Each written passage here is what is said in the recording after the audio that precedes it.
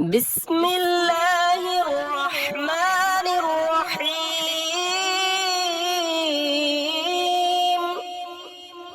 শুরু করছি আল্লাহর নামে, যিনি পরম করুণাময়, অতি দয়ালু। কুল হুয়াল্লাহু আহাদ। বলুন, তিনি আল্লাহ, একক বা অদ্বিতীয়।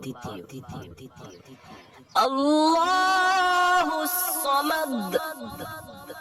আল্লাহ কারো মুখাপেক্ষী নন। লাম ইয়ালিদ ওয়া লাম ইউলাদ। তার কোনো সন্তান নেই এবং তিনিও কারো সন্তান নন।